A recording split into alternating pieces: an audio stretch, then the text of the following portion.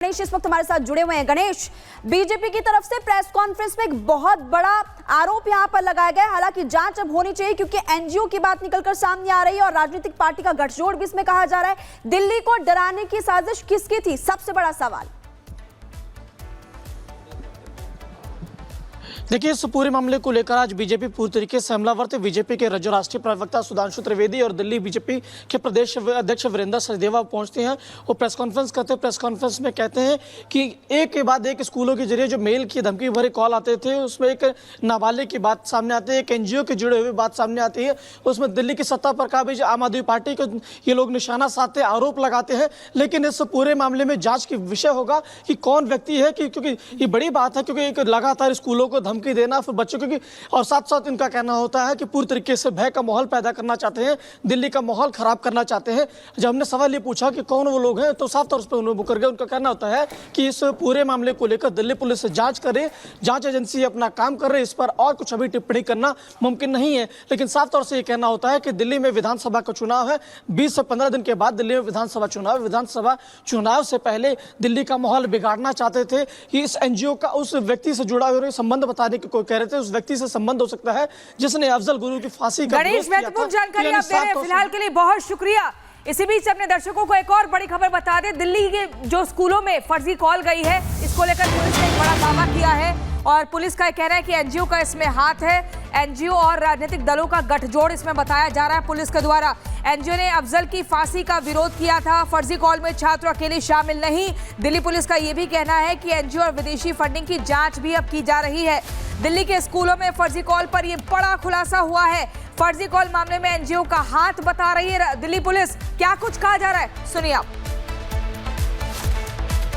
हर बार जब भी ये मेल गई है तो ज़रूरी नहीं है कि वहाँ पे एग्ज़ाम हो रहा था। इसीलिए मैं कह रहा हूँ कि इसमें जो अगर कोई डीपर कॉन्स्पिरेसी है या नहीं, उसकी अभी हम जांच कर रहे हैं। यदि एक आध बार का मोटिव यदि एग्ज़ाम को टालना या उसके टेस्ट को टालना है, लेकिन जिस दिन भी ईमेल भेजे गए हैं, ज़रूरी नहीं कि उस दिन कोई एग्ज़ाम हो रहा हो या उस दिन कोई टेस्ट हो रहा हो। तो इस वजह से एक कोई पर्टिकुलर मोटिव बताना मुश्किल है कि चूँकि इन सब दिनों पे एग्ज़ाम थे, इस वजह से मेल भेजे गए, ऐसा नहीं था।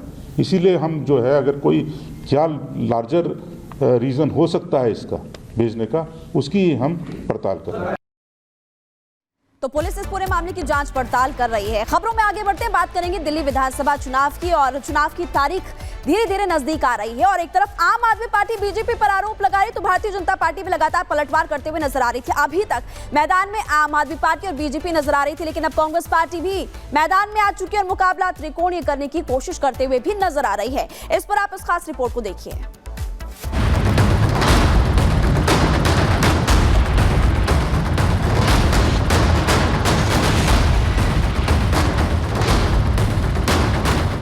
दिल्ली में बिखर गया इंडिया अलायंस। कांग्रेस वर्सेस आप की शुरू हो गई जंग। लोकसभा चुनाव से ठीक पहले बना इंडी गठबंधन दिल्ली विधानसभा चुनाव में ध्वस्त होने की कगार पर आ चुका है।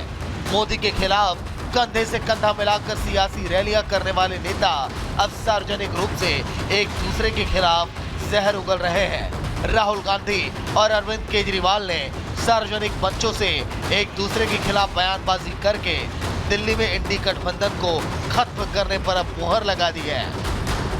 आपको बता दें कि आखिर ऐसा क्या हुआ कि आप और कांग्रेस सामने सामने आ गए।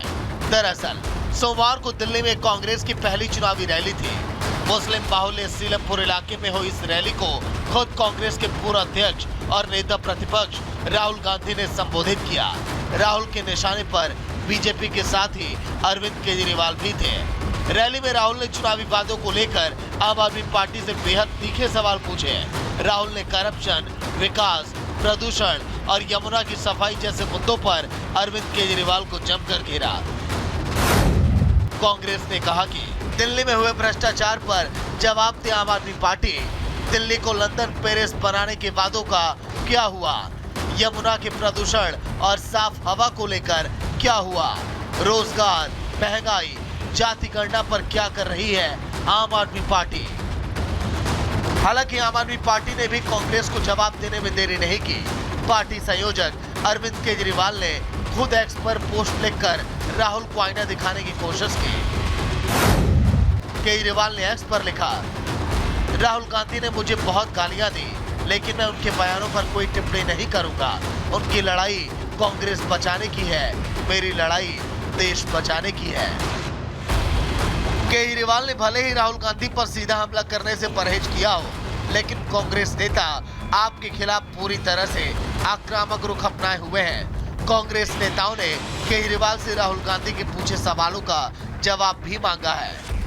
इतने दिनों से वो कोशिश कर रहा था कि कुछ लोग उसके साथ के हैं इंडिया गठबंधन में, उनको इस्तेमाल करके वो ये एक माहौल बना दे कि कांग्रेस उसके खिलाफ और दिल्ली में शक्तिशाली रूप से नहीं लड़ रही है, क्योंकि वो चाहता था कि इसी कारण वो बच सकेगा, क्योंकि जिस दिन वो चुनाव हारेगा उसके अगले दिन ही वो जेल चला जाएगा। और कोई ये नहीं पूछता उनसे कि जब राहुल गांधी जैसे नेता ने आप पर सवाल खड़े किए हैं, हिम्मत हो तो जवाब दें। जिस अहंकार के चलते वो महाराष्ट्र में चुनाव हारे, इसी अहंकार के चलते वो हरियाणा में चुनाव हारे, और इसी अहंकार के चलते वो year after year election on election हार रहे हैं पिछले 10 सालों में।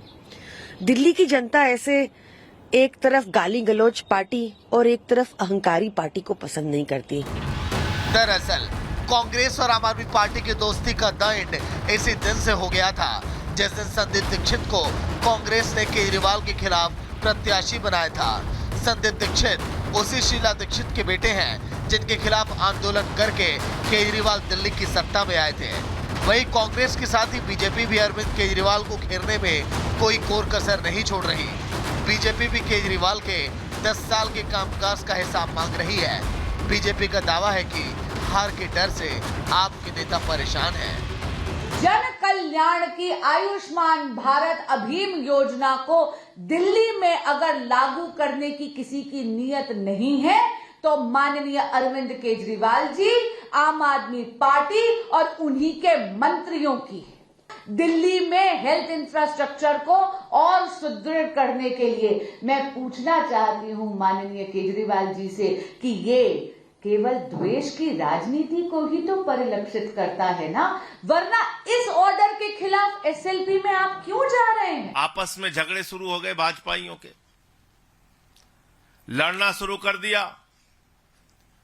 प्रवेश वर्मा ने कहा हम भी हैं, किसी और ने कहा हम भी हैं। हम भी के चक्कर में झगड़ा हो गया और पता चल रहा है रमेश बिधूड़ी अब कह रहे नहीं हम नहीं है। तो कौन है दूल्हा आपका भाई? विधानसभा चुनाव के माध्यम से कांग्रेस दिल्ली में अपनी खोई हुई जमीन वापस हासिल करना चाहती है। दिल्ली में वापसी के इस मिशन में कांग्रेस के सामने सबसे बड़ी चुनौती आप ही है। कांग्रेसी वोट बैंक को छीनकर ही आम आदमी पार्टी ने दिल्ली में अपनी बैठ बनाई है, जिसे वापस पाने के लिए लोकसभा में गठबंधन करने वाली कांग्रेस अब आपके खिलाफ सबसे तीखे वार कर रही है, जबकि बीजेपी पहले से ही आपके खिलाफ चुनावी अभियान चला रही है। Bureau report, Republic Bharat.